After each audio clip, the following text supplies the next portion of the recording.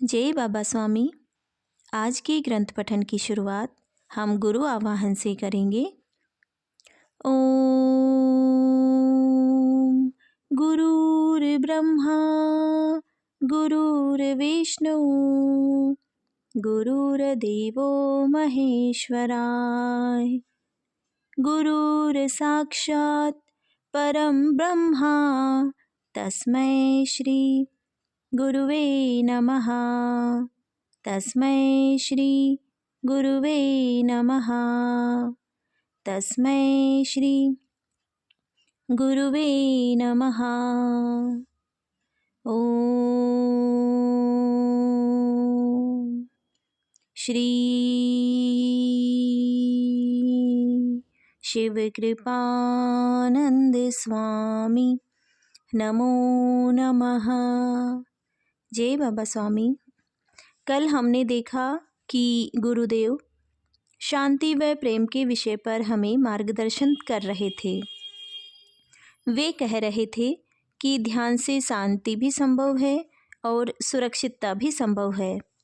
आज इस जगत में निस्सीम प्रेम की कमी है। निस्सीम प्रेम से आशय अपेक्षा रहित प्रेम से है। प्रेम शारीरिक नहीं, आत्मिक होना चाहिए। एक दिन बर्मा से दो बौद्ध साधु गुरुदेव से मिलने आए थे। आनी और लासी ये उनके नाम थे। वे कुछ दिन वहाँ रुकते थे व वापस बर्मा के पास वाले जंगलों में चले जाते थे। एक दिन काफ़ी लोग इकट्ठा होकर आध्यात्मिक चर्चा कर रहे थे। वह कोई भी कानून व नियम मनुष्य को सुधारने में असमर्थ है जब तक कि मनुष्य स्वयं सुधरना न चाहे। मनुष्य को आत्मा से लगना चाहिए कि यह बात गलत है, यह मैं नहीं करूँगा। अब आगे का पठन करते हैं। सारा खेल आत्मा का है और आत्मा का नियंत्रण शरीर के ऊपर कितना होता है उसी पर सारा निर्भर है। और शरीर और आत्मा दोनों समान है तो कौन किस पर नियंत्रण कर सकता है। शरीर को आसपास की गलत गतिविधियों की सामूहिकता मिल जाती है और वह आत्मा पर ही नियंत्रण कर लेता है। मनुष्य की सोचने व समझने की शक्ति समाप्त हो जाती है और आत्मा का नियंत्रण ही समाप्त हो जाता है। और फिर जैसी संगत मिलती है वैसा कार्य शरीरों की सामूहिकता के कारण यह शरीर भी करने लग जाता है। फिर चाहे उसमें उसकी आत्मा सहमत हो या न हो। और आत्मा का नियंत्रण ही शरीर पर नहीं रहता है क्योंकि वह मनुष्य शरीर के अधीन हो चुका रहता है या वासनाओं के अधीन हो चुका होता है। और इसी के विरुद्ध अगर आत्मा को अच्छी आत्माओं की संगत मिले तो आत्मा ही अधिक सशक्त हो जाएगी।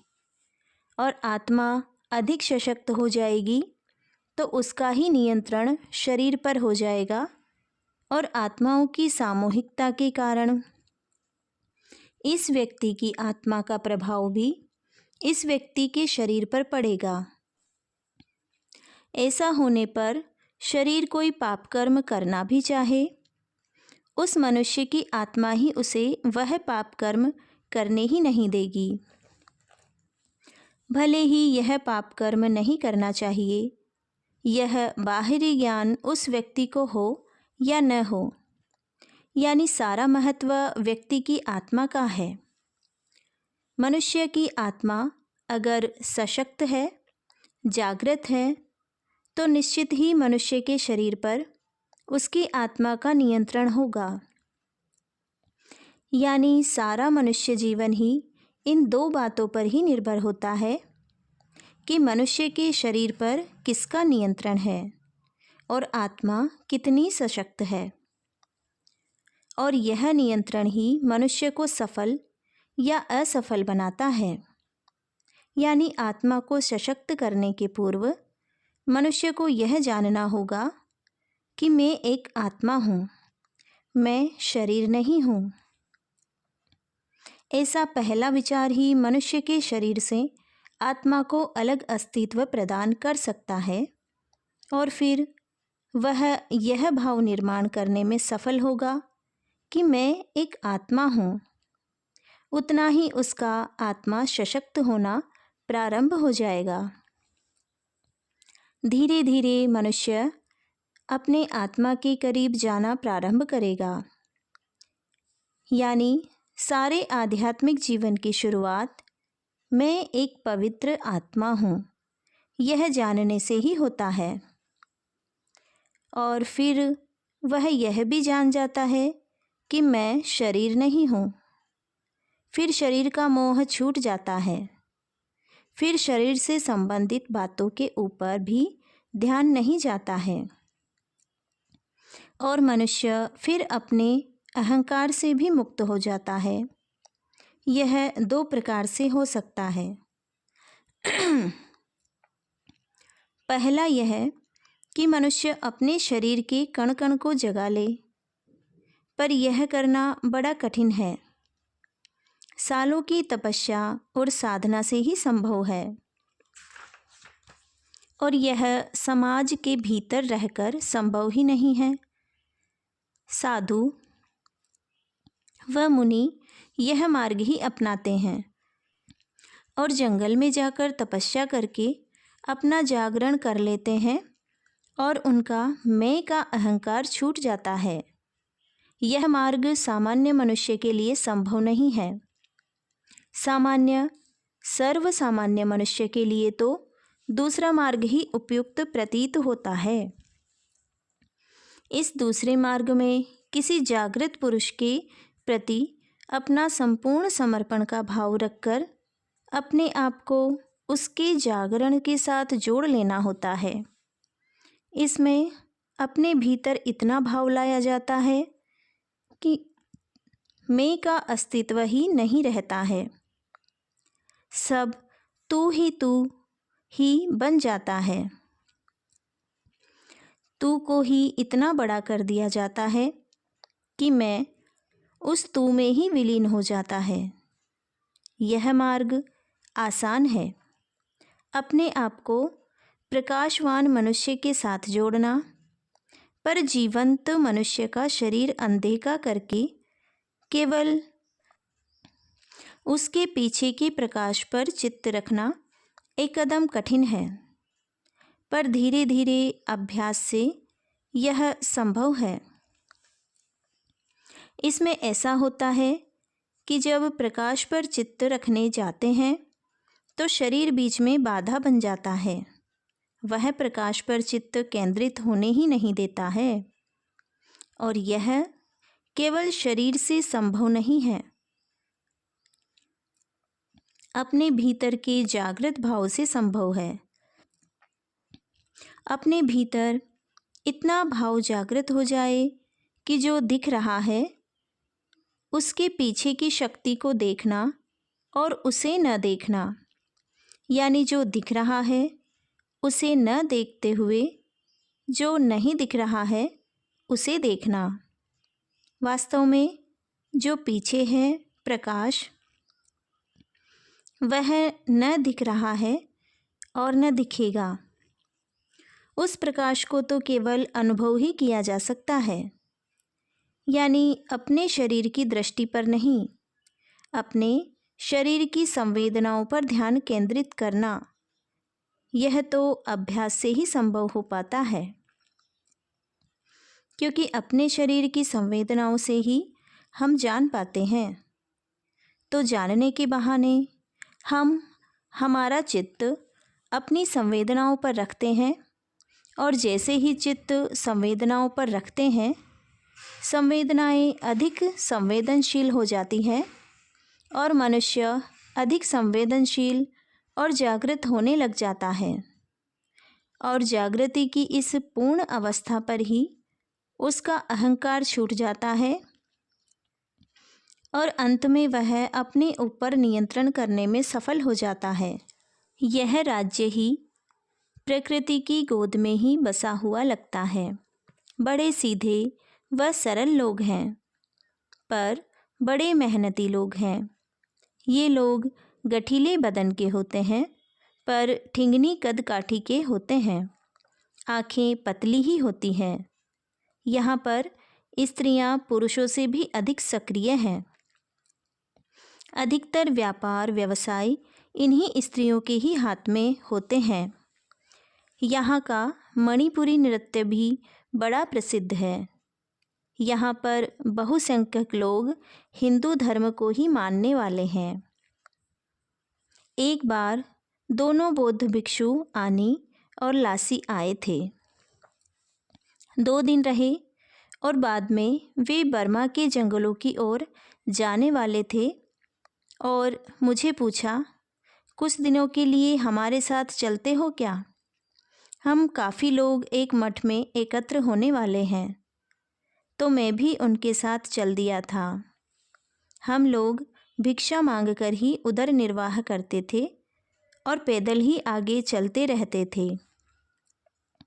भिक्षा के लिए भी उन भिक्षुओं के प्रत्येक गांव में कुछ निश्चित घर होते थे। उस जगह वे भिक्षा मांगते और फिर आगे बढ़ते थे। कई बार हम गांव के आसपास के खेतों में विश्राम करते, वृक्षों के ऊपर रहते थे और आगे चलते थे। बाद में करीब 8 दिनों के बाद पहाड़ी भाग चालू हुआ। फिर तो गांव की बस्तियां भी दिखनी बंद हो गई थी। जंगल ही जंगल था, एकदम घना जंगल। उनको रास्ता कैसे पता था क्या मालूम। मुझे तो सभी ओर एक सा ही जंगल लग रहा था। मैं भी हिमालय के जंगलों में घूमा था, पर मेरी यात्रा कोई निश्चित स्थान की ओर नहीं होती थी। कहीं भी जाता था, कहाँ जाना है वह कोई निश्चित नहीं होता था। मानो मुझे उतना समय वहाँ बिताना ही हो। मेरा उद्देश्य वहाँ के वातावरण में फैले चैतन्य को ग्रहण करना होता था। इसलिए सदैव चैतन्य पर ही ध्यान होता था, किसी निश्चित स्थान पर नहीं। पर यहाँ ऐसा नहीं था। इन्हें एक निश्चित स्थान पर पहुँचना था और वह स्थान कहाँ है उसका उन्हें पूरा पता था। यानी वे ही उधर जा रहे थे, मैं तो केवल उनके साथ चल रहा था। वहाँ के जंगलों में कई स्थानों पर ऐसी गुफाएं बनी हैं जहाँ पर गौतम बुद्ध की प्रतिमा होती है। वहाँ पर जो चट्टानें उपलब्ध होती थी, उन्हीं पर खोदकर उन्हें ही छीलकर बुद्ध की प्रतिमा बनाते थे। और वह प्रक्रिया बहुत बड़ी होती थी। एक आधा कोई साधु एक आधी किसी गुफा में ध्यान करता और साथ साथ एक पत्थर को तराशने का कार्य भी करता। पर पत्थर तराशने का कार्य बहुत धीमी गति से करता और 20-25 सालों में वह उस प्रतिमा का निर्माण करता था। और उस प्रतिमा में बहुत ही जबरदस्त चैतन्य निर्मित हो जाता था। और वह साधु अपने जीवन काल में केवल एक ही प्रतिमा का निर्माण कर पाता था। वास्तव में यह मूर्ति का निर्माण उनकी ध्यान साधना का ही एक भाग था। वे साधु दिन भर में उस मूर्ति पर केवल एक छेनी चलाते थे और मन को एकाग्र चित्त करने का अभ्यास करते थे। धीरे धीरे जैसे जैसे उनका मन एकाग्र होने लग जाता था, मूर्ति भी धीरे धीरे निर्मित होने लग जाती थी। और मूर्ति के निर्माण के बाद में साधु प्राण त्याग कर देते थे। यह उनकी साधना का ही भाग था। साधना पूर्ण हो गई तो जीवन का उद्देश्य ही समाप्त हो गया। इनके जीवन का उद्देश्य ही अपने आप को जगाना था। संपूर्ण जागृत होने के बाद जीवन के प्रति कोई मोह नहीं होता था। देह के प्रति आसक्ति का भाव छोड़कर साधनारत रहते थे और जैसे ही साधना पूर्ण हुई, प्राण त्याग कर दिया या प्राण त्याग हो गया। वास्तव में साधना के लिए ही प्राण को रोके रखते थे। बाद में तो जीवन का कोई उद्देश्य ही नहीं रह जाता था। ऐसी कई प्रतिमाएं उन गुफाओं में बनी मिली थी, पर वे वहाँ पर पड़ी ही है, क्योंकि उन मूर्तियों की जानकारी भी समाज को नहीं है। उस भाग में काफ़ी गुफाएं हैं और कई गुफाओं में अभी सैनिकों के सामान व औजार पड़े हैं। इन गुफाओं में द्वितीय विश्व युद्ध के समय जापानी सैनिकों ने पनाह ली थी। उनका सामान आज तक उन गुफाओं में पड़ा हुआ पाया था। खूब घना जंगल है और घाटी है, इसी कारण बाद में वहाँ तक कोई गया ही नहीं था। 8 दिनों की प्रवास के बाद हम उस स्थान पर पहुँचे, जो स्थान एक पहाड़ी की तलहटी में बनाया गया एक मठ था। वहाँ पर हमारे पहले से 7 बौद्ध भिक्षु जमा थे। हम लोग उनमें जाकर मिल गए। बाद में और 20 एक साधु अलग अलग स्थानों से वहाँ पर एकत्र हुए थे। सब लोग साथ में मिलकर ध्यान करते थे। आनी का वे सब भी काफ़ी आदर करते थे। आनी ने मुझे उन सब से परिचित करवाया था। हमारी सारी चर्चाएं ध्यान से संबंधित ही होती थी और अनुभूतियों से संबंधित होती थी, प्रचार कार्य से संबंधित होती थी, समाज से संबंधित होती थी। एक बौद्ध भिक्षु गौतम बुद्ध की बातें इतने प्रभावशाली ढंग से बताते थे कि लगता था मानो वे स्वयं ही उनके साथ में रहे हों। इतनी जीवंत उनकी बातें लगती थी। वास्तव में इसलिए लगती थी क्योंकि उनकी ध्यान की स्थिति बहुत अच्छी थी और उस अच्छी स्थिति का प्रभाव ही उनकी वाणी में बहते रहता था तथा सामान्यतः वाणी में ही चैतन्य बहता था, क्योंकि वे अधिकतर समय मौन ही रहते थे और उनके अनुसार मौन रहने से उनकी ऊर्जा जो बोलने में खर्च होती थी वह बच जाती थी और कम समय बोलते थे, इसलिए जब बोलते थे फिर वह ऊर्जा बहने लगती थी। बोलने में ऊर्जा का प्रभाव नज़र आता था। दूसरा, मौन रहने से अनावश्यक बातों पर चित्त ही नहीं जाता है और गया भी तो अधिक समय नहीं रहता है और न अनावश्यक विचार ही आते हैं। और दूसरा, जब हम मौन रहते हैं तो प्रकृति से हम अधिक जुड़ जाते हैं। प्रकृति का ही अपना एक नाद होता है, एक संगीत होता है जो बड़ा सूक्ष्म होता है।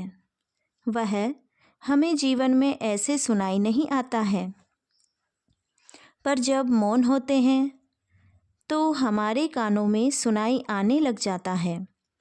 प्राय जंगलों में जहाँ मनुष्य बस्ती न हो, वहाँ पर मनुष्य के विचारों का प्रदूषण भी नहीं होता है और न मनुष्य निर्मित आवाज़ें होती हैं। ऐसे शांत स्थान पर यह प्रकृति का संगीत स्पष्ट सुनाई देता है। मुझे उनके सानिध्य में श्री गौतम बुद्ध को समझने का अवसर मिला, उनके सिद्धांतों को समझने का अवसर मिला, उनके उपदेशों को समझने का अवसर मिला, बौद्ध धर्म को समझने का अवसर मिला। मैंने उन दिनों बौद्ध धर्म का अध्ययन किया। मुझे उस दिन लगा मनुष्य ने खुली किताब के समान होना चाहिए और मनुष्य ने अपने धर्म का पालन करने के साथ साथ दूसरे धर्मों का भी अध्ययन करना चाहिए, दूसरे धर्मों को भी समझना चाहिए। किसी भी धर्म को समझने के पूर्व तुम्हारे मन में सभी धर्मों के प्रति आदर होना चाहिए। अगर ऐसा भाव है तो ही आप किसी भी धर्म को, किसी भी भाषा को समझ सकते हैं। यह आदर ही हमारी ग्रहण करने की क्षमता बढ़ा देता है, और जब ग्रहण करने की क्षमता बढ़ जाए तो फिर किसी भी अध्ययन में आसानी होती है। मेरी गहरी रुचि को देखकर ही वे सब मुझे बौद्ध धर्म की कथाएं, उपदेश व सिद्धांत समझाते थे। उन सबको मालूम था कि मैं बौद्ध धर्म का अध्ययन कर रहा हूँ। उनमें से काफ़ी लोग बर्मा से आए हुए थे। हमारा दिन भर का कार्यक्रम रहता था। कब सारा दिन चला जाता था उसका पता भी नहीं चलता था। रोज के काम सामान्यतः युवा भिक्षु ही करते थे। मेरे 8 दिन वहाँ कैसे चले गए वह पता भी नहीं चला। काफ़ी समय तो ध्यान करने में चला गया था। सामूहिकता में मैंने काफ़ी दिनों के बाद ध्यान किया था। यह सामूहिकता तो बड़ी छोटी सी थी, पर जो लोग थे बहुत गहरा ध्यान करने के आदी थे। उनके साथ ध्यान करने में बड़ा आनंद आया था।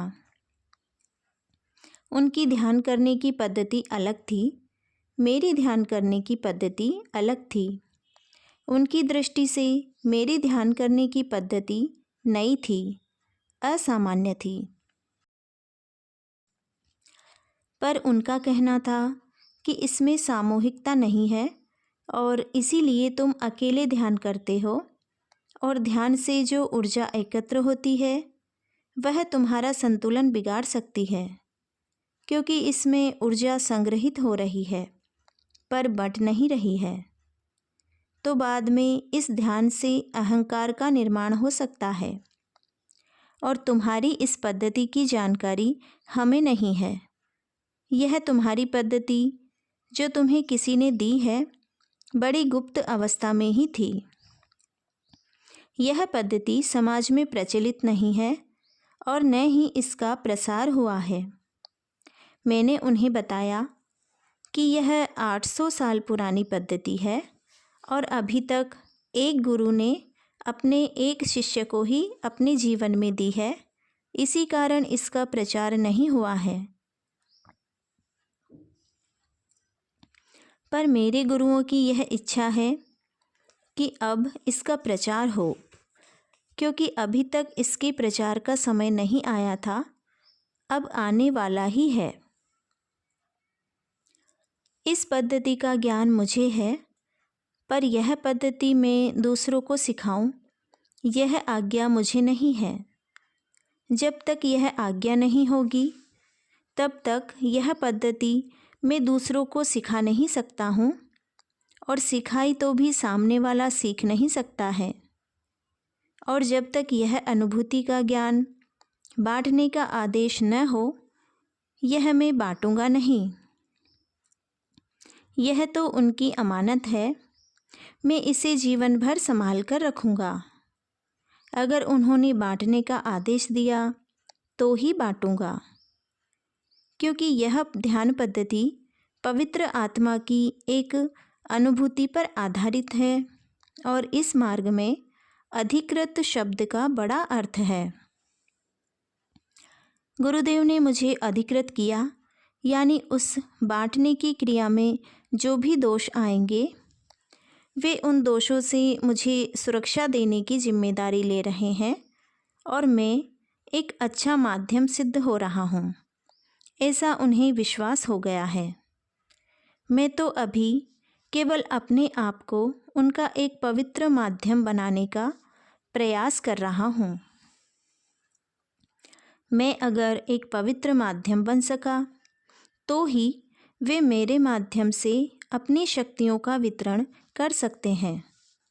यानी मेरा कार्य केवल एक पाइप जैसा ही है।